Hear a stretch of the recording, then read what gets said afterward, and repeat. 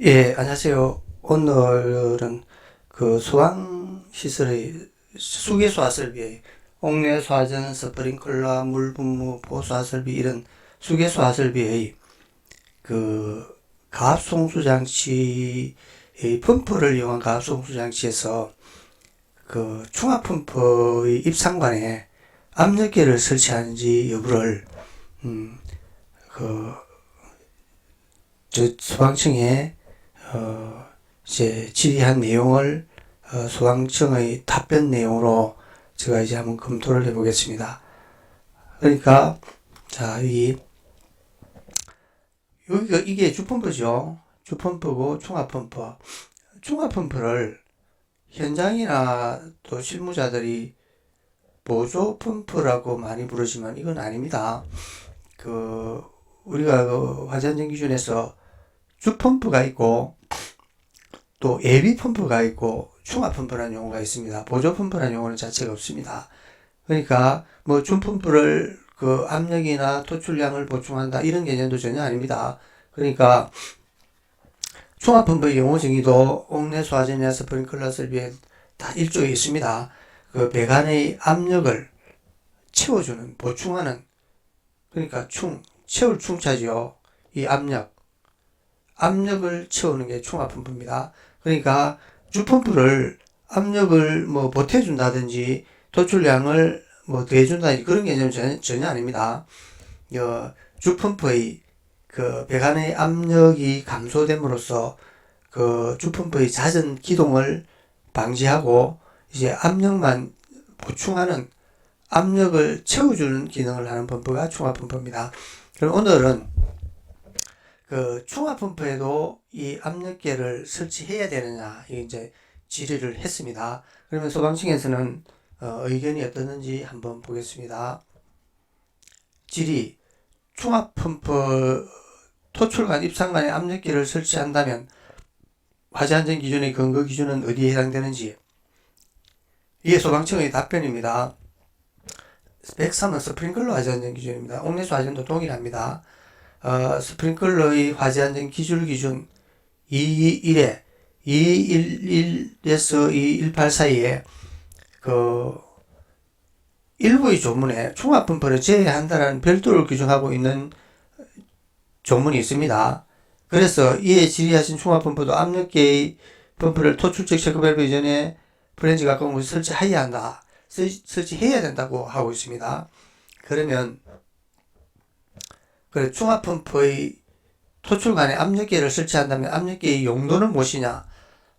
답변은 소방설비의 배관은 항상 일정한 압력을 유지해야 하며 이게 충압펌프의 기능이죠. 충압펌프 이 압력을 유지하는 장비입니다. 만약 압력이 떨어지면 충압펌프가 자동으로 작동해서 압력을 복구합니다. 이때 압력계는 배관 내의 현재의 압력이 정상 범위인지를 실시간으로 보여주는 역할을 합니다. 이래놨습니다. 그러면 그 스프링클러 화재안전 기준 여기에 이 가압송수 장치에 대한 이제 기준이죠. 여기에 펌프의 토출 쪽에는 압력계를 체크밸브 이전에 프렌즈 가까운 곳에 설치하고 여기서의 펌프라는 말이 그 주펌프냐 또는 주펌프냐와 충압펌프를 모두 이야기하느냐 이게 이제 그 서로 의견이 다를 수 있겠죠.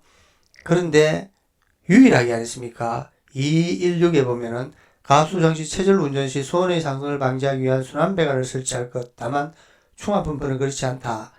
여기에 이제 가압송수장치 하면서 충압펌프의 유일한 기준을 이렇게 만들었습니다. 그럼 이걸 쫓아가지고 이 펌프에는 충압펌프는 그러하지 않다는 이 말이 없으니까 이 펌프를 주펌프와 충압펌프를 모두 같이 보아야 된다. 이렇게 청의 담당자는 해석을 하고 있습니다. 그런데 이게 그 기술자에 따라서 감리자나 뭐 기술사나 뭐 이 기술자에 따라서 이제 의견이 분분할 수 있는데 주펌프만 압력계를 설치한다, 충압펌프를 하지 않아도 된다, 또는 해야 된다는 의견이 이제 일치되어 있지 않습니다. 그러면 제가 이제 내 의견을 표하지 않고 한번 그 얘기해 보겠습니다. 자, 충압 펌프의 우리가 이게 펌프 성능 시험할 때 유리한 게죠. 그리고 압력계 펌프 성능 시험은 주 펌프에 대해서 펌프 성능 시험을 하죠. 중화 펌프에 대해서 펌프 성능 시험을 하지 않습니다.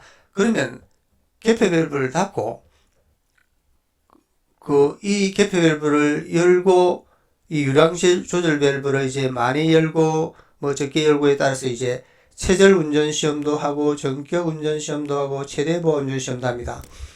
체절 운전은 자 이걸 닫고 이것도 닫힌 상태에서 주펌프를 강제로 돌립니다. 그러면 이게 압력이 최대 압력이 나오겠죠. 체절 압력이 나오겠죠. 그때 이제 체절 압력을 보는 겁니다. 그러면 체절 운전 상태에서도 체절 운전에서 이 압력계가 필요하겠죠. 중화펌프는 현재 지금 체절 운전 시험에서는 필요가 없는 상태입니다. 그럼 전격 운전 시험. 전격 운전 시험은 여기 이제 전격 운전 시험은 이걸 닫고 이걸 이제 열어서 유량 조절 밸브를 통해서 유량계가 펌프의 전격 토출량의 100%일 때, 완전히 여는 게 아닙니다. 뭐 50%나 70%인지 유량계만 보고 이 펌프의 명판에 서인 전격 토출량 100%의 유량이 나올 때 그때 압력을 봅니다. 그때 압력을 보는 것이 전격 운전 시험입니다. 그때도 전격 운전 시험도 이 압력계만 보겠죠. 이 압력계는 사용 용도가 없습니다. 그리고 전격 토출량, 최대 운전 시험. 최대 운전 시험은, 최대 보화 운전 시험은 이 닫고 이걸 열고 말입니다. 이 유량 조절 밸브를 많이 열어가지고 이 전격 토출량이 150%의 유량이 나올 때 이 압력계의 압력이 전격 토출 압력의 65% 이상인지를 확인하는 것이 최대 보화 운전입니다. 이 3번에서의 최대 보화 운전 시험도 이 압력계를 보고 유량계를 보죠. 이 총합펌프의 압력계는 또 여기 성능 시험의 1, 2, 3에 모두 사용 용도가 없습니다. 그리고 수방청은 이제 의견은 소방설비배원은 항상 일정 압력을 유지해야 하며 총합펌프가 압력을 유지하는 장비입니다. 만약 압력이 떨어지면 총합펌프가 자동으로 작동해서 압력을 복구합니다. 이때의 압력계는 배관의 현재 압력이 정상적 여부를 합니다. 뭐 용도는 있습니다. 그죠? 자, 보겠습니다. 그러면 배관의 압력이 조금 누설돼서 압력 스위치의 총합펌프의 압력 스위치가 접점부터 작동이 되었다. 총합펌프가 돌겠죠. 그럼 이제 압력계가 올라갑니다. 이 압력이 볼 수 있고 평소에는 말입니다. 평소에는 이 압력계하고 이 압력계는 압력이 제로인 상태입니다. 왜 그러냐면은 펌프가 기동을 하고 나서 스탑을 하면은 한 1분, 2분, 한 5분 정도 지나면은 이 체크밸브 밑에의 압력은 여기를 통해서 압력이 빠져버립니다. 총합펌프도 매우 마찬가지입니다. 이 체크밸브 밑에는 총합펌프가 기동했다가 정지를 하면은 한 5분 정도 시간 전후에서는 압력이 다 빠지고 제로가 되어버립니다. 평소에는 이 압력계는 압력이 없습니다. 이쪽 위에 체크밸브 위에는 압력이 있겠죠. 여기도 체크밸브 위에는 여기 다 통하니까 압력이 있겠죠. 그런데 추가 펌프가 작동을 할 때는 압력은 볼 수 있겠죠. 그런데 추가 펌프가 작동하면은 여기 압력이나 주펌프의 여기는 체크밸브로 압력이 내려오지 않죠. 그럼 용도는 있습니다. 충합펌프가 기동을 할 때, 스탑을 하고 또 한 5분 정도 되면 압력이 다 빠지겠죠. 기동을 할 때, 이 압력은 볼 수 있죠. 그러니까, 설치해야 된다, 안 해야 된다. 이 기준을 또 더 정비하는 게 바람직하겠죠. 펌프의 토출 쪽에는 압력계를 설치한 펌프가 해놓고 이게 말입니다. 여기 하면 되겠네요. 충합 펌프도 포함한다. 이렇게 단서를 그죠? 다만 충합 펌프에게는 그렇지 않다를 다만 충합 펌프도 포함한다 이렇게 쓰면 더 이제 왈가왈부하지 않겠죠. 그러니까 이렇게 종합펌프가 돌아갈 때, 종합펌프가 압력을 채우기 위해서 돌아갈 때 말입니다. 종합펌프가 압력을 채우기 위해서 기동을 할 때, 기동할 때의 순간은 압력을 볼 수 있겠죠. 그리고 종합펌프가 기동 스탑이 되면은 뭐 시간만 조금만 지나면은 여기에 물이 압력이 다 빠져버립니다. 주펌프도 압력이 다 빠져버려요.